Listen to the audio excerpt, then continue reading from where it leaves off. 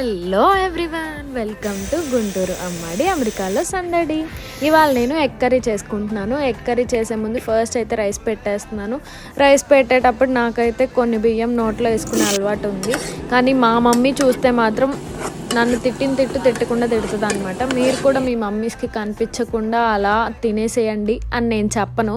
అట్లా తినేస్తే మాత్రం మమ్మీల చేతిలో మనకు ఉంటుంది, మనం హెల్త్ చేతిలో కూడా మనకు ఉంటుంది. సో మీరు కూడా అట్లా చేయకండి. నేనైతే ఈ ఎగ్స్ని సపరేట్గా ఆయిల్లో వేపుకుంటా అనమాట, మా అమ్మమ్మ స్టైల్లో. సో మా అమ్మమ్మ చేసినట్టే నేను కూడా ట్రై చేద్దాం అనుకున్నాను. ఇంతకీ ఇది హిట్ అయిందో ఫ్లాప్ అయిందో చూద్దాము.